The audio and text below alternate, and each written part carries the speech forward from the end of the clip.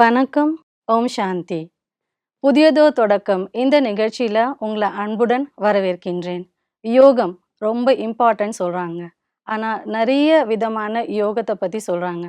இன்றைக்கு நம்ம கர்ம யோகம் அப்படின்றத பற்றி பார்ப்போம். இதை பற்றி உரையாடுறதுக்காக பிரம்மகுமாரி ஆஷா வந்திருக்காங்க. இவங்க கடந்த 17 ஆண்டுகளாக இறை சேவையை செய்து வந்திருக்கிறாங்க. இன்றைக்கு அதை பற்றி என்ன இவங்க உரையாட வந்திருக்காங்கன்றத பார்க்கலாம். வணக்கம் சிஸ்டர். வணக்கம். ஓம் சாந்தி. ஓம் சாந்தி. இந்த கர்ம யோகம் அப்படின்னா என்ன சொல்ல வரீங்க? முதல்ல யோகா அப்படிங்கிறது என்ன அப்படிங்கிறத பத்தி நம்ம தெரிஞ்சுக்கலாம்.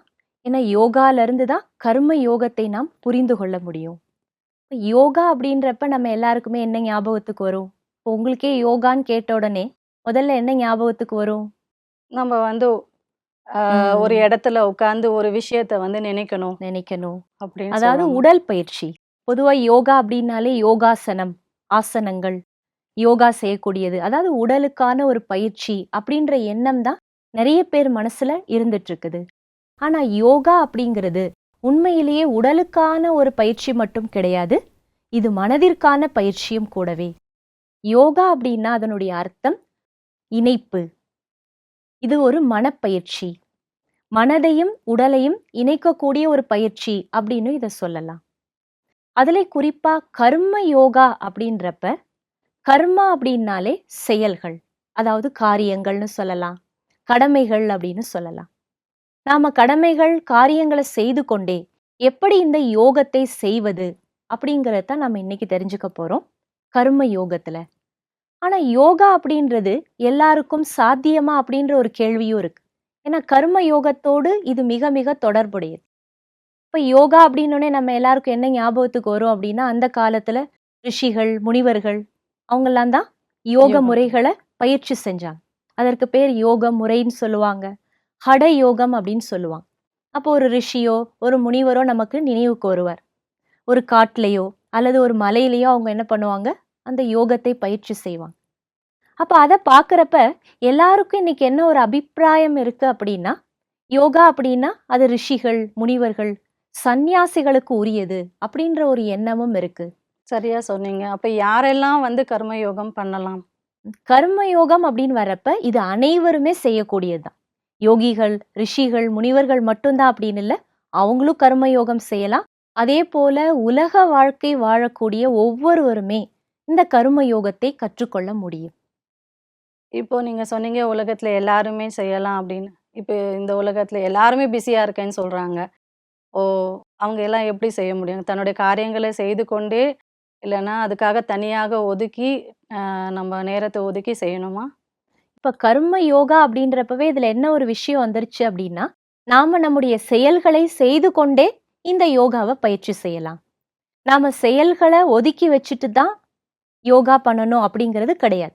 யோகத்துல அது ஒரு நிலை இருக்கு. நம்ம காரியங்கள்லாம் செஞ்சு முடிச்சிட்டு ரிலாக்ஸா உட்கார்ந்து ஒரு இடத்துல உட்கார்ந்து நம்ம மனதை ஒருமுகப்படுத்தக்கூடிய ஒரு பயிற்சியை செய்யலாம். அது ஒரு வகையான யோகா. ஆனா இந்த கர்ம யோகா அப்படிங்கிறது முற்றிலும் ஒரு புதுமையானது அப்படின்னு சொல்லலாம், வித்தியாசமானதுன்னு சொல்லலாம், அதே நேரத்துல பழமையானதும் அப்படின்னு சொல்லலாம்.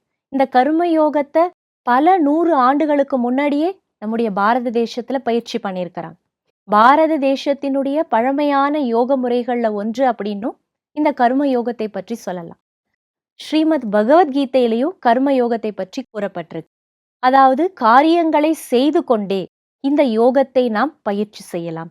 இதற்காக நாம் நம்முடைய கடமைகள், நம்ம செயல்கள் இதெல்லாம் ஒதுக்கி வச்சிடணும், இது செய்யாம இருக்கணும் அப்படிங்கிறது கிடையாது. இப்போ உதாரணத்துக்கு எடுத்துக்கோங்களேன். இப்ப நம்ம ஒரு இடத்துல உட்கார்ந்து யோகத்தை, அதாவது யோகா அப்படின்றப்ப அதை தியானம் அப்படின்னு சொல்லலாம். யோக முறையை பயிற்சி செய்யறப்ப அது கூட கர்ம யோகா தான். ஏன்னா நாம உட்கார்ந்து இருக்கிறது கூட ஒரு கர்மா தான், ஒரு செயல். எல்லாமே ஒரு செயல். கண்டிப்பா உட்கார்ந்து இருந்தாலும் அதுவும் செய்யலாம். செயல் தான். கண்டிப்பாக அது ஒரு செயல் தான். அடுத்து பாருங்க, நம்ம இப்ப சுவாசிச்சுட்டு இருக்கிறோம், அதாவது நம்ம மூச்சு விடுறோம். மூச்சு விடுறது கூட ஒரு செயல் தான். மூச்சு நின்று போயிடுச்சுன்னா செயலே இல்லை இல்லையா? அப்ப நம்ம இப்ப மூச்சு விட்டுட்டு இருக்கிறோம்னா அது ஒரு செயல் தான். அப்ப எந்த நேரமும் மனிதனுடைய உடல் என்பது இயங்கிக் கொண்டேதான் இருக்கு. நாம் மரணம் அப்படின்னு சொல்றப்ப, அதாவது உயிர் பிரியறப்ப மட்டும்தான் உடலினுடைய இயக்கங்கள் அனைத்துமே நின்று விடுகிறது. அப்போ ஒரு மனிதன் தன்னுடைய வாழ்நாள்ல 24 மணி நேரமும் ஏதாவது கர்மத்தை செய்து சரி. கொண்டுதான் இருக்கிறார்கள். தூங்குறது கூட ஒரு கர்மா. அதாவது கர்மானா செயல். அது ஒரு ஆக்ஷன். இப்ப நம்ம நைட்டு படுத்து தூங்குறோம் அப்படின்னா, அது ஒரு ஆக்ஷன் தான். அது ஒரு செயல். அப்ப எந்த காரியங்களையும் நம்ம செஞ்சுட்டே தான் இருக்கிறோம். அந்த நேரத்துல நம்முடைய மனதிற்கு நாம் கொடுக்கக்கூடிய ஒரு பயிற்சி தான் இந்த கர்ம யோகா அப்படிங்கிறது. சரியா சொன்னீங்க. பட் அத எப்படி நம்ம நடைமுறையில தினமும் செய்யறது? அத பத்தி இன்னும் கொஞ்சம் விவரமா சொல்வீங்களா? கண்டிப்பா சொல்லலாம். இப்ப கர்ம யோகா அப்படின்னு வர்றப்ப, எந்த காரியங்கள செய்து கொண்டே நம்ம மனசுல இத பயிற்சி பண்ணலாம் அப்படின்னு கேட்டோம். இந்த காரியம் தான் அப்படின்னு அதுக்கு ஒரு வரைமுறை அப்படிங்கிறது கிடையாது. அன்றாட காரியங்கள் எது நாம செஞ்சுட்டே கூட நம்ம மனசுல இத பயிற்சி செய்யலாம். ஆனா, இதற்கு முன்பாக இதை பற்றி நாம் முழுமையாக தெரிந்து கொள்ள வேண்டியது அவசியம். யோகானா என்ன? அதுல கர்ம யோகானா என்ன? கர்ம யோகத்தினுடைய பயிற்சிகள் என்னென்ன? அப்படிங்கிறத தெரிஞ்சுக்கணும். எப்படி இப்போ ஒரு உடல் பயிற்சி நம்ம செய்ய போறோம் அப்படின்னா, அத நம்ம கத்துக்கிறோம். ஒரு மாஸ்டர் கிட்ட போய் நம்ம கத்துக்கிறோம். உடலை எப்படி எப்படிலாம் நம்ம வைக்கணும்? உடம்ப எப்படி வளைக்கணும்? என்ன பயிற்சி செய்யணும்? எவ்வளோ நேரம் பயிற்சி செய்யணும்? இப்படி அதற்கு என்று சில விதிமுறைகள் இருக்கிறது. அப்ப அந்த விதிகள கத்துக்கிட்டு நம்ம அந்த பயிற்சிய செய்யறப்ப தான், நமக்கு முழுமையான ஒரு பலன் அப்படிங்கிறது கிடைக்குது. அதுபோல கர்ம யோகாவுக்கு கூட சில விதிமுறைகள் அப்படிங்கிறது இருக்கு. சில பயிற்சிகள் இருக்கு. அதை பற்றி நாம் முதலில் அறிந்து கொள்ள வேண்டும். ஒரு எஜுகேஷன்னு வச்சுக்கோங்களேன், ஒரு கல்வி. அத பத்தி தெரிஞ்சுகிட்டு தான் இத நம்ம வந்து பயிற்சி செய்ய முடியுங்கிறது என்னுடைய ஒரு கருத்து. அத பத்தி இன்னும் கொஞ்சம் விவரமா சொல்லுங்க. நம்ம வந்து ஒரு அன்றாட வேலைகளோடவே நம்ம எப்படி வந்து கர்ம யோகத்தையும் நம்ம செய்ய முடியும்? அதோட பலன்கள் என்ன கிடைக்கும் நமக்கு? இத நீங்க கேட்ட உடனே எனக்கு ஒரு சின்ன ஒரு உதாரணம் நினைவுக்கு வருது. இது பக்தியில சொல்லக்கூடிய ஒரு கதை. அத பத்தி நான் இங்க உங்களுக்கு சொல்லலாம் அப்படின்னு நினைக்கிறேன். நீங்க கேள்விப்பட்டிருப்பீங்க. பக்தர்கள்லயே சிறந்தவர் அப்படின்னு நாரதர சொல்லுவாங்க. பக்த சிரோன்மணி அப்படின்னு சொல்லுவாங்க. அதாவது அதிகமாக பக்தியில இறைவனை நினைவு செய்யக்கூடியவர் அப்படின்னு அவருக்கு ஒரு பெயர் இருக்கு. ஒரு முறை அவருக்கு வந்து ஒரு அபிமானம் அல்லது அகங்காரம்னு சொல்லலாம். நான் தான் இறைவன அதிகமா நினைக்கிறேன் அப்படின்னு அவருக்கு ஒரு எண்ணம் வந்துருச்சு. பொதுவா பாருங்க, அகங்காரம் வந்துருச்சு அப்படின்னாலே என்ன பண்ணுவாங்க? அதை யார்கிட்டயாவது எக்ஸ்போஸ் பண்ணிடுவாங்க. அதே போல அவர் நேரா என்ன பண்ணாராம்? நாராயணர் கிட்டயே போனாராம். போயிட்டு அவர்கிட்ட சொல்றாரு, "என்ன போல ஒரு பக்தன் உங்களுக்கு கிடைக்கவே முடியாது. நான் தான் உங்கள அதிகமா நினைவு செய்றேன்" அப்படின்னு சொன்னாராம். அப்ப நாராயணருக்கு புரிஞ்சு போயிடுச்சு, இவருக்கு அகங்காரம் வந்துருச்சு அப்படின்னு. ஆனா அவர் அத எதையுமே உடனடியாக அவர்கிட்ட சொல்லல. "அப்படியா, சரி" அப்படின்னு சொல்லிட்டு அத அதோட முடிச்சிடுறார். இதுக்கப்புறம் ஒரு வாரத்துக்கு அப்புறம் திரும்ப வேற ஒரு விஷயமாக நாரதர் வந்து நாராயணரை பார்க்கறதுக்காக வரார். அப்ப நாராயணர் ஏதோ ஒரு முக்கியமான காரியத்துல மூழ்கி இருக்கிறார். இவர் வந்து நின்னுட்டே இருக்கிறாரு. அவர்கிட்ட இருந்து எந்த ரெஸ்பான்ஸ் இல்ல. ஒரு 1/2 மணி நேரம் ஆகுது, 1 மணி நேரம் ஆகுது. அதுக்கப்புறம் இவர் கொஞ்சமா கூப்பிடுறார். அப்பதான் நாராயணர் என்ன பண்றார், அந்த வேலையில இருந்து வெளியில வந்து இவரை பார்க்கிறார். அப்ப இவர் கேட்டாராம், "நான் வந்து நின்னுட்டு இருக்கிறேன். அது கூட தெரியாம நீங்க என்ன மும்மரமா ஏதோ ஒரு வேலை பண்ணிட்டு இருந்தீங்களே. என்ன வேலை பண்ணிட்டு இருந்தீங்க?" அப்படின்னு சொல்லி கேட்கிறார். அப்போ அவர் சொன்னாராம், "காலம் என் கையில ஒரு புத்தகத்த கொடுத்திருக்கு. அத நான் பார்த்துட்டு இருந்தேன்" அப்படின்னு சொன்னாராம். இவருக்கு ரொம்ப ஒரு கியூரியஸ் நேச்சர் நாரதருக்கு. ஆகையால அவர் கேட்டாராம், "அது என்ன புத்தகம்?" அப்படின்னு. அதுல அவர் சொன்னாராம், "என்னை அதிகமாக யார் நினைவு செய்றாங்களோ, அவங்களுடைய பெயர் எல்லாமே இந்த புத்தகத்துல வந்துரும். இது காலம் தயாரித்தது" அப்படின்னு சொல்றார். உடனே நாரதர் அடுத்த கேள்வி என்ன கேட்டாராம், "என் பேர் தானே அதுல முதல்ல இருக்குது" அப்படின்னு சொல்லி கேட்கிறார். அப்ப நாராயணர் சொன்னாராம், "நீயே பாரு" அப்படின்னு அந்த புக்க குடுக்குறார். சோ இவர் அந்த புக்க எடுத்து பார்க்கிறாரு. இவர் பேர் அந்த இடத்துல இல்ல. இவருக்கு ரொம்ப ஷாக் ஆயிடுச்சு. அந்த இடத்துல இன்னொருத்தருடைய பெயர் இருக்கு. இவரால அத தாங்கிக்கவே முடியல. ரொம்ப டிஸ்டர்ப் ஆயிடுறார். நாராயணர் கிட்டயே பேசுறார். அப்ப நாராயணர் சொல்றாரு, "எனக்கும் இத பத்தி தெரியாது. காலம் தான் இத தயாரிச்சது. நாம வந்து கேட்டு பார்க்கலாம். இது என்ன யாருன்னு பார்க்கலாம்" அப்படின்னு சொல்றார். அதுக்கப்புறமா அந்த பெயர் இருக்கிறவர பத்தி விசாரிக்கிறாங்க. அவர் பூமியில இருக்கக்கூடிய ஒரு மானிடர் அப்படின்னு ஒரு தகவல் அவங்களுக்கு தெரிய வருது. அப்ப நாரதர் சொல்றாரு, "நான் போய் அவர பார்த்துட்டு வரேன்" அப்படின்னு சொல்லிட்டு அவர் போறார். இது பக்தி மார்க்கத்துல புராணங்கள்ல சொல்லப்பட்டிருக்கிற ஒரு கதை. அதே போல அவர் பூமியில வந்து பார்த்தா அவர் ஒரு விவசாயி. ஒரு நடுத்தர குடும்பத்தை சேர்ந்த ஒரு விவசாயி. அவருடைய டெய்லி ரொட்டீன் எப்படி இருக்கு அப்படின்னா, காலையில அவர் எழுந்திரிச்ச உடனேவே, கண் விழிச்ச உடனேவே பகவான் நாமத்த சொல்லிட்டு எழுந்திரிப்பார். அதுக்கப்புறம் குளிச்சுட்டு கிட்டத்தட்ட ஒரு 1 மணி நேரம் பூஜை, சாஸ்திரங்கள், வேதம் படிக்கிறது. அதுக்கப்புறம் வயலுக்கு போயிடுவார். வயல்ல போய் காரியங்கள் தன்னுடைய கடமைகளை செய்யறப்பெல்லாம் பகவான் நாமத்தை மனசுல உச்சரிச்சுட்டே தான் அந்த காரியத்தை அவர் செய்வார். அதே போல மாலை ஆன உடனே வீட்டுக்கு வந்த உடனே திரும்ப குளிச்சுட்டு ஒரு 1 மணி நேரம் பூஜை, புனஸ்காரங்கள், வேத புத்தகங்கள் படிச்சுட்டு மாலை உருட்டிட்டு இறைவன் நினைவோடவே தூங்கிடுவார். இதுதான் அவரோட டெய்லி ரொட்டீனா இருக்கு. ஸோ இது எல்லாத்தையும் அவர் பார்த்துட்டு திரும்ப நாராயணர் கிட்ட போய் சொல்றாரு, இவருடைய ஃபுல் டே இவருடைய நடவடிக்கைகள் இதுதான். ஒரு நாள்ல இவர் குறைஞ்சது ஒரு 40 தடவை கடவுளை நினைக்கிறாருன்னு வச்சுக்கலாம். இவர் எப்படி என்னோட சிறந்தவராக இருக்க முடியும்னு எனக்கு தெரியல அப்படின்னு சொல்றார். அதுக்கப்புறமா நாராயணர் இவர்கிட்ட சொல்றாரு, நான் உனக்காக ஒரு காரியம் வச்சிருக்கிறேன், அந்த காரியத்தை நீ முதல்ல செஞ்சுட்டு வா, அதுக்கப்புறம் நம்ம இதை பத்தி பேசுவோம்னு சொல்லிடுறார்.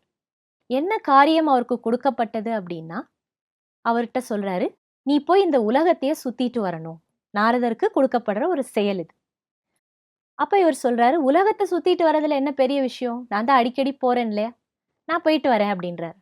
அப்ப நாராயணர் சொன்னாராம், கொஞ்சம் பொறு, அதுக்கு முன்னாடி ஒரு காரியம் இருக்கு அப்படின்னு சொல்லிட்டு ஒரு கிண்ணத்தை அவருக்கு கொடுக்குறார். அந்த கிண்ணம் ஃபுல்லா எண்ணெய் இருக்கு, ஆயில். அந்த ஆயில் கிண்ணத்தை அவர் கையில கொடுத்து, இதை உன்னுடைய உள்ளங்கையில வச்சுட்டு நீ உலகத்தை சுத்தி வரணும்.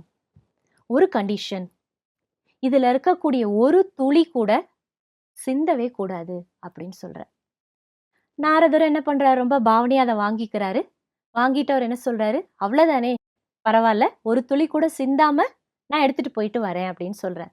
அதே போல தன்னுடைய உள்ளங்கையில அதை அப்படியே ரொம்ப பக்தி பாவனையோடு ஏந்திட்டு என்ன பண்றாரு, முழு உலகத்தையும் சுத்திட்டு வர்றார். இதுல என்ன ஒரு ஆச்சரியம் அப்படின்னா, அந்த கிண்ணத்தோட விளிம்புல கூட அந்த எண்ணெய் சொட்டவே இல்லை. பொதுவா கையில வச்சிருந்தோம்னா அலம்பும் இல்லையா, அலம்புனா கூட என்ன ஆகும், அந்த இடத்துல சொட்டிடும். ஆனா இவர் அந்த அளவுக்கு கொண்டு போயிருக்கிறாரு, ஒரு டிராப் கூட அந்த விளிம்புல கூட வரவே இல்லை. அவருக்கு அது ரொம்ப சந்தோஷமா இருக்கு. ரொம்ப ஹாப்பியா வராரு. வந்து நாராயணர் கிட்ட சொல்றாரு, நீங்க கொடுத்த வேலையை நான் கரெக்டா முடிச்சிட்டேன், பாருங்க ஒரு டிராப் கூட அந்த சைட்ல கூட வரல அப்படின்ற. அப்ப நாராயணர் என்ன பண்ணாரா, அவரை ரொம்ப பாராட்டுறார்.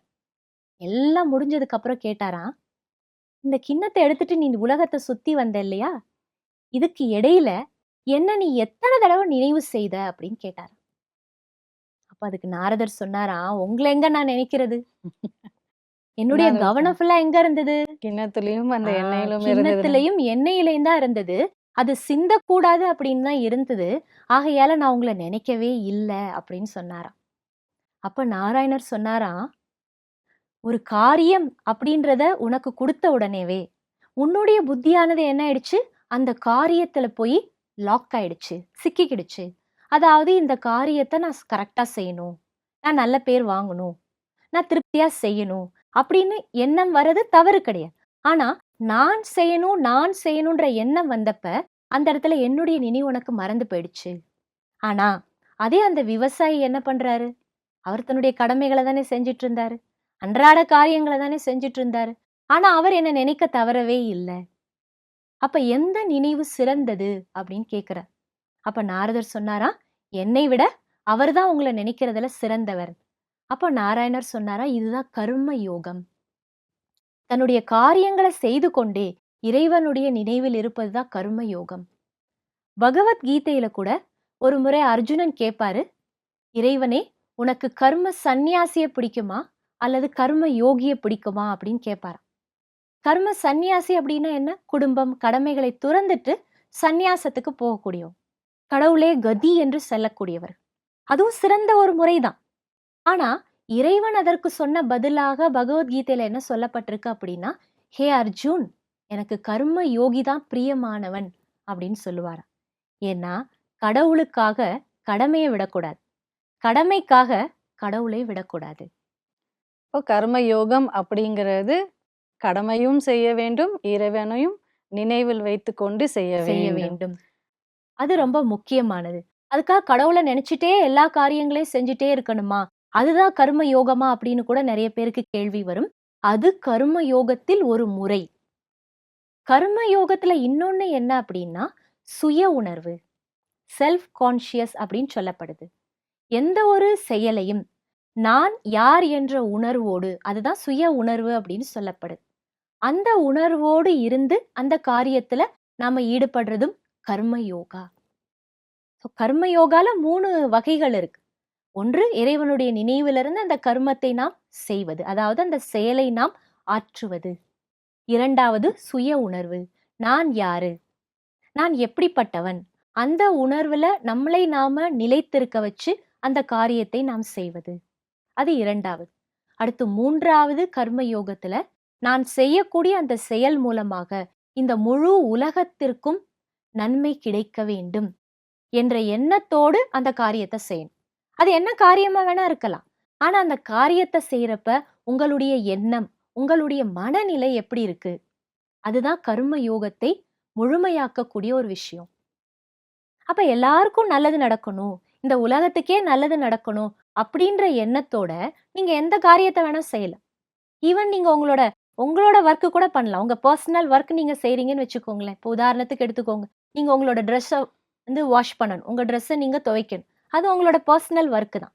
ஆனா அத செய்யறப்ப கூட உங்க மனசுல நான் இப்ப இந்த காரியம் செஞ்சுட்டு இருக்கிறேன். இந்த உலகத்துல எல்லாரும் நல்லா இருக்கணும் அப்படின்ற எண்ணத்தோட நீங்க உங்களோட ட்ரெஸ்ஸ நீங்க துவைக்கிறீங்க அப்படின்னா அது கூட கர்ம யோகா தான். ரொம்ப அழகா நீங்க விளக்கம் குடுத்திருந்தீங்க. கர்ம யோகம். அத எப்படி நம்ம நடைமுறையில செய்யணும் அப்படிங்கிறத பற்றி. பட் நெறைய பேர் இத தினமும் செஞ்சுட்டு தான் இருக்காங்க. தன்னுடைய சக்திக்கு ஏத்தாற் போல அவங்க செஞ்சுட்டு இருக்காங்க. இதனால அவங்களுக்கு வேற ஏதாச்சும் பாதிப்பு வரக்கூடும் அப்படின்னு ஏதாச்சும் இருக்குங்களா? நீங்க கேட்கறது சரி. ஏன்னா நெறைய பேர் எங்கள்ட்டயே கூட கேட்டிருக்காங்க. நம்ம காரியம் செய்றப்ப கடவுள நெனச்சுட்டே காரியம் செய்றோம் அப்படின்னா, அந்த காரியம் அதுல ஏதாவது இடையூறுகள் வந்துருமா? ஏதாவது விஷயத்த நம்ம மிஸ் பண்ணிடுவோமா? இல்ல நீங்க சுய உணர்வுல இருந்து அந்த காரியத்த செய்யணும்னு சொல்றீங்க. அப்ப நம்மள பத்தியே நெனச்சுட்டு இருந்தா எப்படி அந்த வேலை நடக்கும்? அப்படிலாம் நெறைய பேர் கேட்கறாங்க. ஒரு விஷயத்த நாம தெளிவாக புரிந்து கொள்ள வேண்டியது அவசியம். இப்ப சுய உணர்வு அப்படின்றப்ப என்ன அப்படின்னா, நான் யாரு? இப்ப நான் அப்படின்னோனே நம்ம என்ன நினைக்கிறோம்? நான் செய்றேன் அப்படின்ற உணர்வு நினைக்கிறோம். ஆனா நான் என்பது சுயமே கிடையாது. அதாவது நான் என்பது இந்த உடல் அல்ல. நான் யாரு? இந்த உடலை இயக்கக்கூடிய ஒரு சக்தி. ஆன்மீகத்துல அதை நாம் ஆத்மா அல்லது உயிர் சக்தி அப்படின்னு சொல்றோம். அப்ப காரியங்கள நீங்க செய்றப்ப, நான் ஆத்மா, இந்த உடல் மூலமாக இந்த காரியத்தை செய்கிறேன். இந்த எண்ணத்த மனசுல கொண்டு வரணும். இதுதான் கர்ம யோகம். வேற ஒண்ணும் கர்ம யோகம் அப்படின்னா ஏதோ ரொம்ப கஷ்டமான ஒண்ணு அப்படிலாம் கிடையாது. கஷ்டமான ஒரு பயிற்சியும் கிடையாது. Just a thought. இப்ப நீங்க ஒரு வேலை செய்றீங்க. அந்த வேலை செய்யறப்ப ஏதேதோ சிந்தனையில செஞ்சுட்டு இருப்போம். நம்மளே நம்ம சில நேரம் ஆமா. கவனிச்சிருப்போம். அந்த வேலைக்கும் நம்ம மனசுல ஓடுற எண்ணத்துக்கும் சம்பந்தமே இருக்காது. ஆமா. அப்பவே அந்த வேலைய நம்மளால சரியா தானே செய்ய முடியுது. இப்ப நீங்க டிரைவ் பண்றீங்கன்னு வச்சுக்கோங்க. ஒரு ஸ்கூட்டரோ, ஒரு காரோ நீங்க டிரைவ் பண்றீங்க. நியர்லி நீங்க ஒரு 1 ஹவர் டிராவல் பண்ணி ஒரு இடத்துக்கு போணும். நீங்க உங்க வீட்ல ஸ்டார்ட் பண்றீங்க. உங்களோட டார்கெட் இடத்துக்கு நீங்க போயிட்டு இருக்கீங்க. அது உங்களுக்கு பழக்கமான இடம் அப்டின்னா, நீங்க அத ரோட கூட பார்க்க மாட்டீங்க. ஏதாவது பாட்டு போட்டு கேட்டுட்டே நீங்க போயிட்டே இருப்பீங்க. இல்ல ஏதாவது ஒரு விஷயத்த யோசிச்சுட்டே போவீங்க. ஆனா கரெக்ட்டா போக வேண்டிய இடத்துக்கு போயிடுறீங்க இல்லையா? இல்ல நீங்க யோசிக்கிறீங்களா? கார எப்படி நான் ஓட்டணும்? இந்த பக்கமா நான் திருப்பணும், அந்த பக்கம் திருப்பணும், இத பண்ணணும், அத பண்ணணும் ஏதாவது திங்க் பண்றோமா? இல்ல. கார் ஓட்டுறதுக்கும், அந்த நேரம் நம்ம மனசுல வரக்கூடிய எண்ணங்களுக்கும் கனெக்ஷனே இருக்காது. சம்பந்தமே இருக்காது. ஆனாலும் போ வேண்டிய இடத்துக்கு கரெக்ட்டா போயிடுறோம். அப்ப தேவையில்லாத எண்ணங்கள் செய்றப்பவே, நம்மளால ஒரு காரியத்த சரியா தானே செய்ய முடியுது.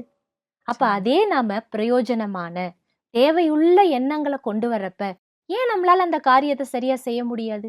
ஏன் இடையூறு நடக்கும் அப்படின்னு நம்ம நினைக்கணும்? இப்ப நம்ம நினைக்கிறதுனால ஒரு வேளை நடக்கலாம். மத்தபடி, நாம இறைவன் நினைவுல ஒரு காரியம் செய்றனாலயோ, இல்ல சுய உணர்வுல இருந்து ஒரு காரியத்த செய்றனாலயோ, நமக்கு பாதிப்பு கிடையாது. இதுல பலன்கள் தான் அதிகமாக இருக்குது. சிஸ்டர், கர்ம யோகத்த பத்தி அழகா சொன்னீங்க. அத தினமும் நம்ம பயிற்சி பண்றதுக்கு இன்னும் கொஞ்சம் நல்லா விளக்கமா சொல்லுங்களேன். இதற்கு ஒரு சிறு பயிற்சி இருக்கு. இத எந்த இடத்துல, எங்க வேணா, யார் வேணா செய்யலாம். இப்ப நாம கூட அத செய்வோம். கொஞ்சம் நீங்க ஸ்ட்ரைட்டா உட்கார்ந்துக்கோங்க. ம். நான் இப்ப சில எண்ணங்கள எப்படி செய்யணும்னு சொல்லிட்டே வரேன். நீங்க அத உங்க மனசுல நெனச்சுட்டே வாங்க. ஓம் சாந்தி. நான் இந்த உடலை இயக்கும் ஒரு சக்தி. நான் ஆத்மா. இந்த உடல் மூலமாக என்னுடைய காரியங்களை செய்கின்றேன். நான் ஆத்மா. என்னுடைய கைகள், கால்கள் இப்படி அனைத்தையுமே ஒவ்வொரு காரியத்திற்காகவும் பயன்படுத்துகின்றேன். நான் ஆத்மா. இறைவனுடைய நினைவில் இருந்து கொண்டு இந்த காரியங்களை உலகின் நன்மைக்காக செய்கின்றேன். ஓம் சாந்தி. ஓம் சாந்தி. இது ஒரு சின்ன பயிற்சி தான். நம்ம தனிமையில் உட்கார்ந்து செய்கிறப்ப இந்த மாதிரி செய்யலாம். வேறு ஏதாவது நம்ம காரியங்கள் செஞ்சிட்ருக்கிறப்ப, உதாரணத்துக்கு எடுத்துட்டிங்கன்னா, இப்போ சமையல் நம்ம செய்கிறோம் அப்படின்னா, சமைச்சிட்ருக்கிறப்ப நான் ஆத்மா இந்த உடலை பயன்படுத்தி சமையல் செஞ்சிட்ருக்கிறேன், அல்லது நான் ஆத்மா இந்த கைகள் மூலமாக சமையல் செஞ்சிட்ருக்கிறேன். இப்போ கால் மூலமாக எதாவது நம்ம ஒரு இடத்துக்கு நடந்து போயிட்டுருக்குறோம் அப்படின்னா, நான் ஆத்மா இந்த கால் மூலமாக நடந்து போயிட்டுருக்கிறேன். இந்த எண்ணத்தை மனசில் கொண்டு வந்தாலே போதும். இது மூலமாக அந்த காரியமும் சக்ஸஸ்ஃபுல்லாக இருக்கும், நம்ம மனசும் நல்லா இருக்கும். ஓம் சாந்தி. ரொம்பவும் அழகாக, விரிவாக கர்ம யோகம் அப்படின்றத பற்றி சொன்னீங்க. மிக்க நன்றி. வணக்கம். ஓம் சாந்தி. ஓம் சாந்தி.